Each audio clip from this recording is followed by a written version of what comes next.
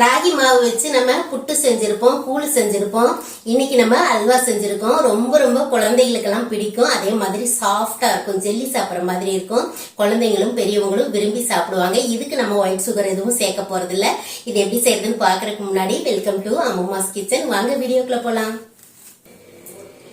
ஒரு கப் அளவுக்கு ராகியை நான் ஒரு 4 முறை நல்லா கழுவி எடுத்துட்டு அதுக்கப்புறமா நல்ல தண்ணி ஊத்தி 4 மணி நேரமா நல்லா ஊற வச்சிருக்கேன். நல்லா ஊறினாதான் இதை அரைச்சு நல்லா பால் எடுக்க முடியும். அதே மாதிரி ராகியில பாத்தீங்க அப்படின்னா நிறைய தூசு இருக்கும். 3-4 முறை கண்டிப்பா நல்லா அலசிருங்க. அதுக்கப்புறமா ஊற வச்சுக்கோங்க. டைம் இல்லை அப்படின்னா 3 மணி நேரமாவது கண்டிப்பா ஊற வச்சுக்கோங்க. இப்போ ஊறின ராகியை நம்ம அரைச்சுக்க போறோம்.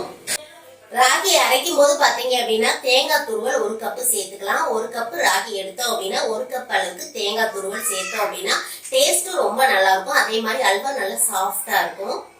அதுக்காக 1 கப் தேங்காய் துருவலும் எடுத்திருக்கேன். அடுத்ததான் பாத்தீங்க அப்படின்னா ஒரு 10-15 பாதாமும் உள்ள சேர்த்துக்கலாம். பாதாம் சேர்த்துட்டு அரைச்சோம் அப்படின்னாலும் டேஸ்ட் ரொம்ப நல்லா இருக்கும். குழந்தைங்க விரும்பி சாப்பிடுவாங்க. இது ஆப்ஷனல் தான். பாதாம் இருந்துச்சு அப்படின்னா சேர்த்து செய்யுங்க, ரொம்ப நல்லா இருக்கும்.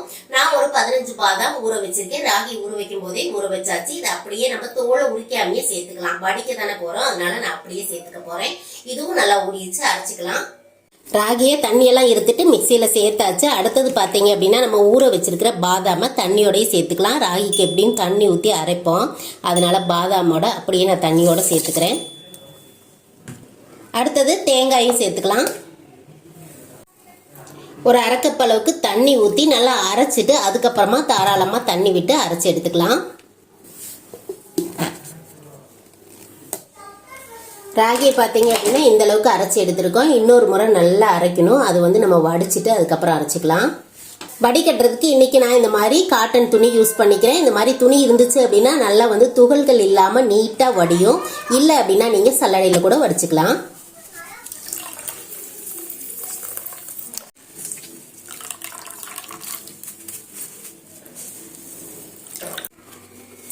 இப்போ 2வது தடவையும் அரைச்சி எடுத்துட்டு வந்தாச்சு. இதையும் நம்ம துணியில சேர்த்துட்டு வடிச்சுக்கலாம்.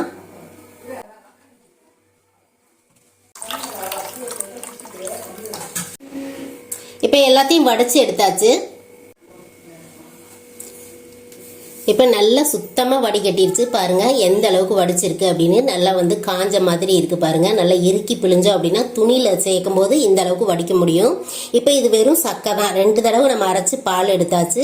இனி நம்ம போடுறது இது வேஸ்ட் தான். இதை நம்ம எடுத்துடலாம். இப்போ பார்த்தீங்க அப்படின்னா நம்ம அல்வா செய்ய போகிற கடாய் வச்சுக்கிட்டோம். கடாய் வச்சிருக்கேன், அடுப்பை ஆன் பண்ணல. இப்போ வந்து நம்ம எடுத்து வச்சிருக்கிற பாலை உள்ள சேர்த்துக்கலாம். இப்போ வந்து வெல்லம் சேர்த்துக்க போகிறேன். இதுக்கு வெல்லமோ நாட்டு சர்க்கரையோ இல்லை கருப்பட்டியோ எது வேணாலும் நீங்கள் சேர்த்துக்கலாம். நான் வந்து வெல்லம் சேர்த்துக்க போகிறேன். வெல்லம் எந்த அளவுக்கு சேர்த்துக்கணும் அப்படின்னா நம்ம பார்த்தீங்க அப்படின்னா 250 ml கப்பில் 1 கப் அளவுக்கு ராகி எடுத்திருந்தோம். இதுக்கு 350 கிராம் வெல்லம் சேர்த்துக்கலாம், சரியா இருக்கும். 1/2 கப் அளவுக்கு உடைச்சிட்டு வெல்லத்தை சேர்த்தீங்கனாலும் சரியா இருக்கும். இப்போ இந்த வெல்லத்தை முழுசாக சேர்த்துக்கிறேன். இதில் கல் மண் தூசு எதுவும் இல்லாதனால நான் வடிச்சிட்டு சேர்க்கல. தூசு இருக்கு அப்படின்னா நீங்கள் வடிச்சிட்டு சேர்த்துக்கலாம். அதாவது வெல்லத்தை கரைச்சிட்டு அதுக்கப்புறம் வடிகட்டி சேர்த்துக்குங்க. இப்ப அடுப்பை இன்னும் ஆன் பண்ணல, வெல்லத்தையும் உள்ள சேர்த்துக்கலாம். இப்ப அடுப்பை ஆன் பண்ணிக்கிறேன். அடுப்பை ஆன் பண்ண உடனே நம்ம கலந்துகிட்டே இருக்கணும். ராகி பால் சீக்கிரமாவே திக்காயிடும், அதனால கை விடாம கலந்துகிட்டே இருக்கணும். கொஞ்ச நேரத்துக்கு ஃபாஸ்டா அடுப்பை வச்சுக்கிட்டு அதுக்கப்புறமா லோ ஃபிளேம்ல வச்சுக்கலாம். கொஞ்சம் வெல்லம் கரைஞ்சு வந்து திக்காகும் போது லோ ஃபிளேம்ல வச்சுக்கலாம். இப்போ சேர்த்ததுக்கு அப்புறம் பார்த்தீங்க அப்படின்னா சீக்கிரமாவே இந்த மாதிரி திக்னஸ் வந்துடும். இந்த அளவுக்கு வந்ததுக்கு அப்புறம் அடுப்பை லோ ஃப்ளேம்ல கொஞ்சம் குறைச்சி வச்சிருக்கேன். குறைச்சி வச்சதுக்கு அப்புறம் நம்ம இது மாதிரி கலரிக்கிட்டே இருக்கலாம். அடுத்தடுத்த ஸ்டேஜ் வரும்போது நம்ம அல்வா கொஞ்சம் கொஞ்சமா நெய் சேர்த்துட்டு கலரிக்கலாம். இப்போ நல்லா கலந்து வந்துருச்சு. அல்வா பதமும் நம்மளுக்கு வந்துருச்சு. இப்போ ஏலக்காய் பொடி சேர்த்துக்கலாம். இப்போ வாசனைக்காக சர்க்கரை சேர்த்து அரைச்சி வச்சது 1 டீஸ்பூன் அளவுக்கு ஏலக்காய் பொடி சேர்த்துக்கிறேன்.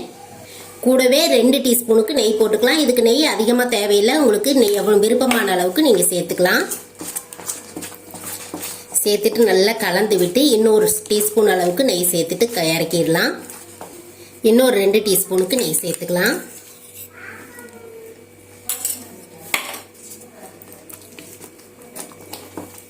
இப்போ அல்வா ரெடி ஆயிடுச்சு. நம்ம எடுத்துக்கலாம். அடுப்பை ஆஃப் பண்ணிடலாம். இந்த பக்குவத்தில் எடுத்தோம் அப்படின்னா நம்மளுக்கு கட் பண்ணுற அளவுக்கு இருக்கும்.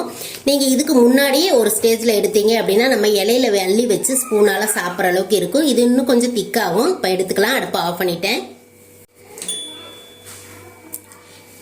இப்போ கொஞ்சமா இந்த மாதிரி பிளேட்ல நம்ம எடுத்து கொட்டுற பிளேட்ல நெய் தடவிக்கலாம்.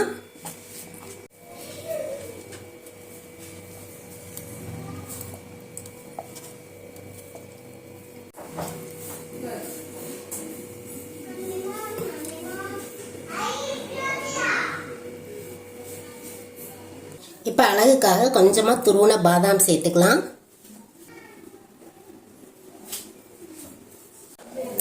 அப்படியே முந்திரியும் வச்சுக்கலாம். இதெல்லாமே ஆப்ஷனல் தான். உங்களுக்கு வேணும் அப்படின்னா நீங்கள் முந்திரி இது மாதிரி நட்ஸ் எல்லாமே வச்சுக்கலாம்.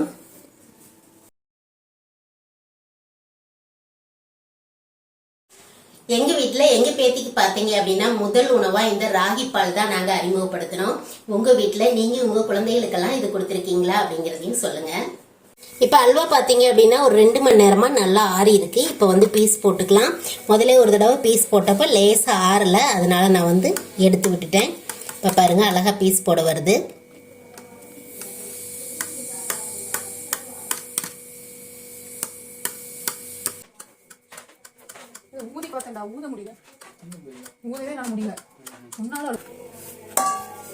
அப்படியே ஒரு தட்டு மேலே வச்சு அப்படியே திருப்பிக்கலாம். இந்த சைடு கொஞ்சம் கட் பண்ணி விட்டுறலாம்.